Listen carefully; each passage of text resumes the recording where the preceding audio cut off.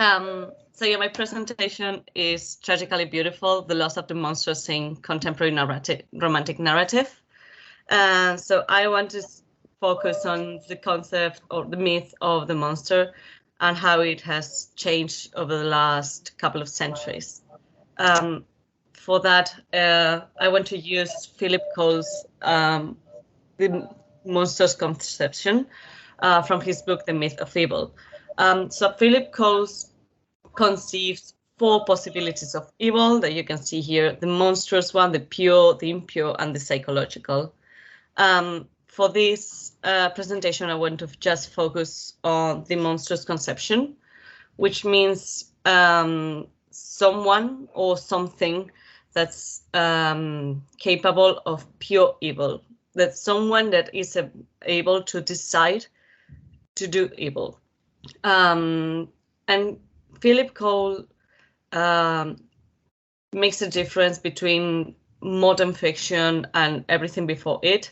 Before modern fiction, we could see things as, for example, the Greek demons that weren't purely bad or purely good, but we associate them with like evil-ish things. However, from the modern fiction onwards, we're going to start seeing creatures that are just pure evil, that do evil for evil's sake.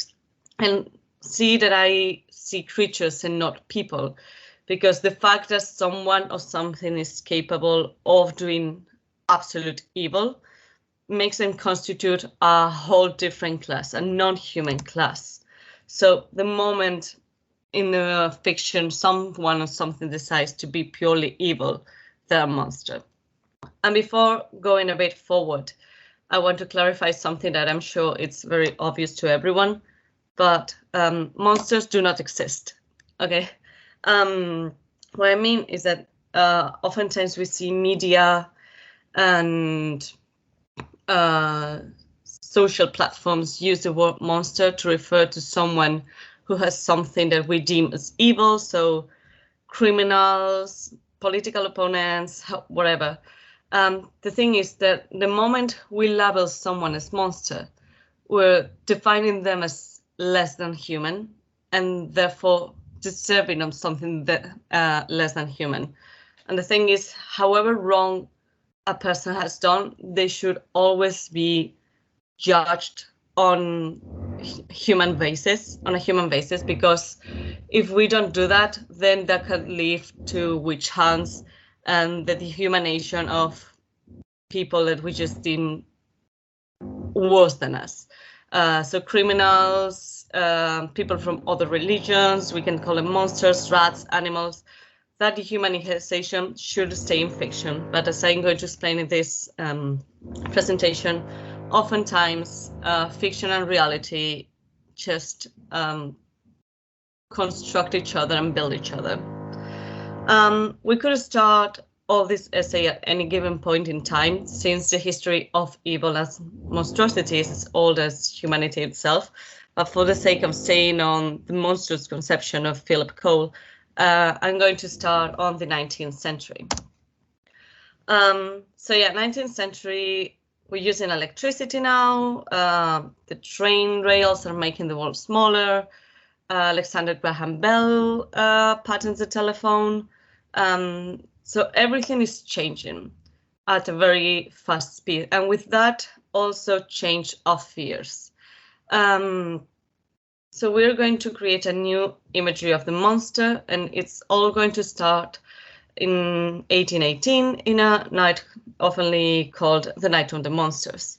So Mary Godwin, then known as Mary Shelley, her future husband Percy Shelley, the Dr. Polidori and Lord Byron and some other friends get trapped during a storm season in Geneva. And as a way to escape the constant presence of Lord Byron, Mary Shelley proposes that each of them should just go to another room and create a horror history just to tell each other. And this night is going to be the birth of 2 of the most iconic horror histories of the 19th century, which is Frankenstein by Mary Shelley herself and The Vampire by John William Polidori. In this image, I have compiled some other icons from Gothic horror literature, like I Camilla, Dr. Jekyll and Mr. Hyde. And something that you can notice between all these stories is that, on the one hand, the monsters that we have here are ugly. So the evil of their actions is represented through the ugliness of the face and the monstrosity of the physical appearance. But other thing we have here is the idea of the duality, of the concept of the doppelganger. So some people have defined the doppelganger as something that can manifest in one or two ways. So the first one is as a copy of the original character, manifested through a supernatural entity or a hallucination, so for example, a ghost. And the other way to have a doppelganger is through a manifestation of dark personality that embodies the first body. So as we see here, that duality, that doppelganger, is present in every single piece. So Frankenstein has Victor Frankenstein as this very modern, quite positive man, and his own version of evil and the horrors of the new technology represented through his monster. Dr. Jekyll and Mr. Hyde also relates to that fear that new science is provoking. However, once again, we have Jekyll as being this not maybe beautiful, but at least normal looking guy, just not capable of doing evil, and his evil side as Mr. Hyde. The picture of Dorian Gray, once again, the more evil that Dorian becomes, the uglier he's going to get, but that ugliness is going to reflect on his portrait and not his body himself. And then we have the vampires, the vampire Camilla and Dracula. So in general, whether this doppelganger manifests in the original body or outside of it, we will always carry this idea of the evil side of someone as being monstrous. And for creatures like vampires, we can refer to Sigmund Freud's the uncanny. So Freud uses this term uncanny or unheimlich. I'm sorry, I don't speak German, but to refer to something that used to be familiar, but stopped being familiar after repression. So when we face something that used to look familiar, but it doesn't anymore. So for example, something that should look human, but kind of doesn't, we're faced with a feeling of fear. That's what happens with vampires. You're going to notice also that I have divided these species in two groups, not especially by date, although there is a big gap between the late 1810s and the 1870s. It's not that horror literature stopped.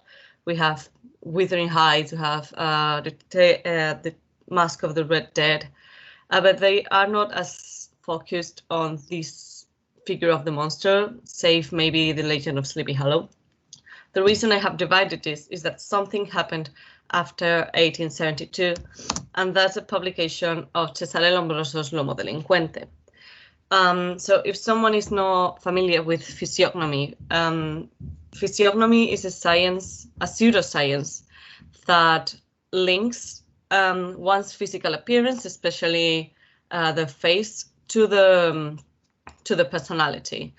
Cesare Lombroso is not the father of this pseudoscience by far. It had been around for centuries, but he's one of its more prominent figures. The thing is, Lombroso started to link the physical appearance of some people that he deemed morally evil. But the bad thing about that is that he drew his conclusions from people that were already labeled as criminals. And that demographic was mostly built by people of color, poor people, and people with mental or physical disabilities.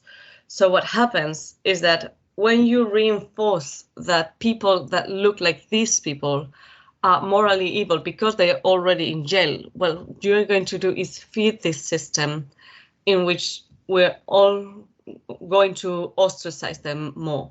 The 19th century is going to be very significant on changes in criminology and the police system, and many of those changes are going to come from sciences like Cesare Lombroso's physiognomy or Bertillon's classifications for mugshots. And it's very funny to see how 60 years before L'Uomo Delinquente was published, Mary Shelley was publishing Frankenstein, because they seem to have a very similar base. However, Frankenstein remains in fiction, while Lombroso is starting to construct reality. As people like the criminologist Vicente Garrido has explored, our notion of what is scary and what we deem as monstrous is going to change a lot in the 20th century because of all the socio-political changes like wars, the rise of the serial killers in the United States. So from the 20th century, the monster in fiction is going to change or adapt. But we're not going to completely lose these monsters from the 19th century. We're just going to reinvent them. And I want to use this quote by Camilla. I have been in love with no one and never shall, she whispered, unless it should be with you. So yeah, we're going to transform the 19th century monsters as a romantic metaphor, and especially a queer romantic metaphor. I use Camilla as sort of a bridge because Camilla has been one of the pinnacles of the vampire as a queer romantic metaphor for the last couple of centuries. And just almost a century after Sheridan Le Fanu's Camilla, Anne Rice is going to publish the first book of her Vampire Chronicles series called Interview with a Vampire. So this book follows the story of Louis and Lestat, that are two 18th century aristocratic vampires. Although the author herself has always denied the homosexual relationships within her books,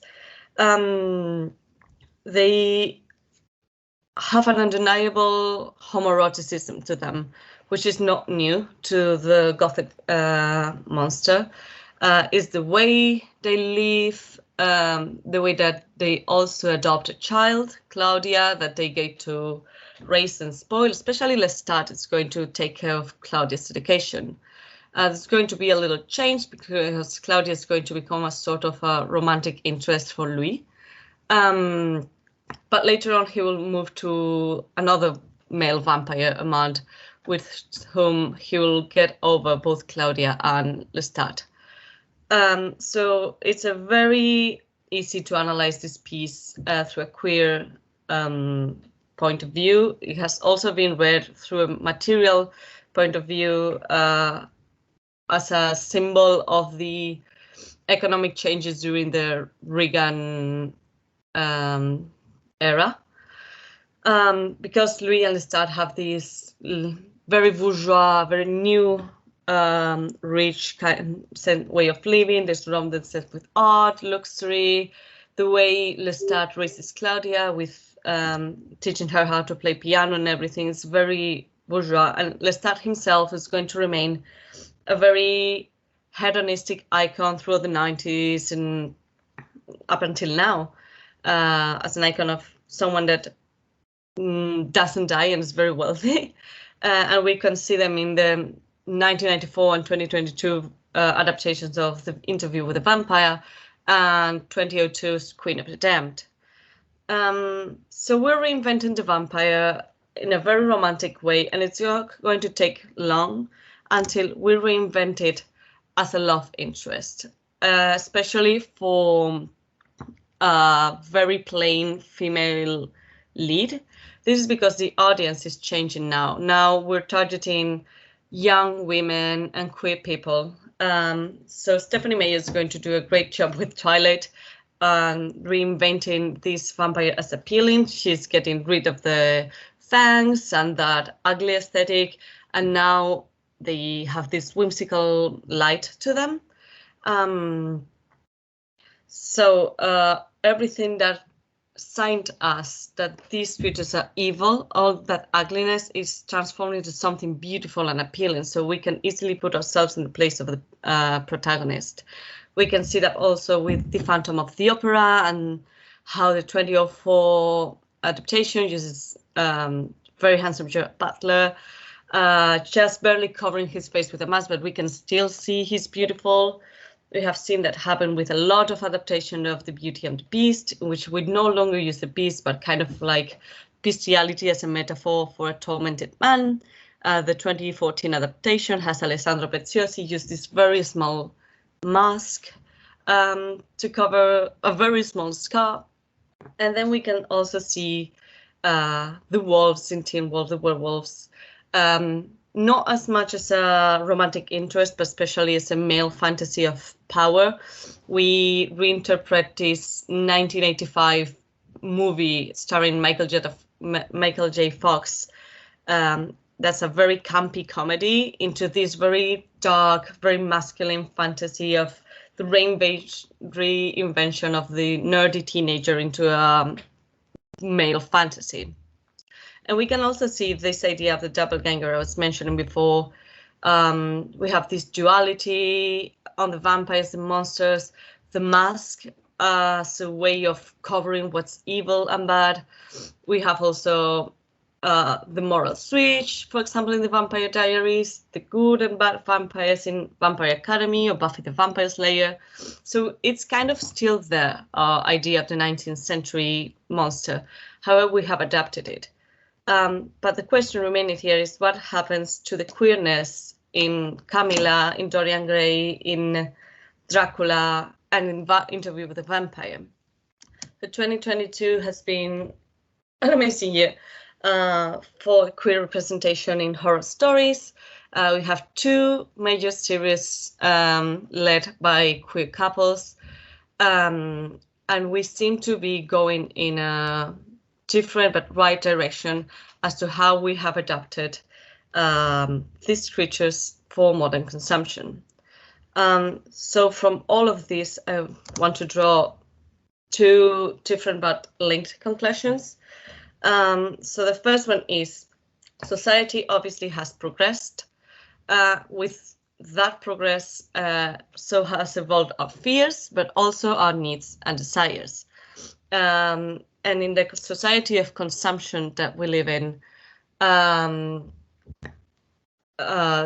we have to commodify that desire, and everything has to be created and popularized to make it as profitable as possible. It's not that women and queer people weren't an audience before, it's that they now constitute an economically more significant demographic. So now we adapt their desires and their present into something we can sell.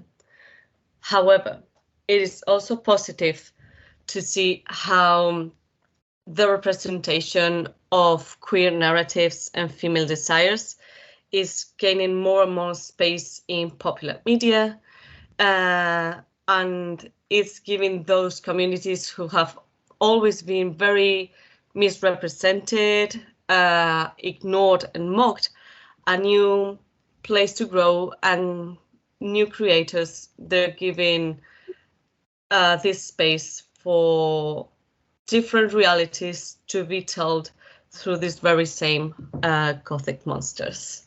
So this is all, and thank you so much for your attention.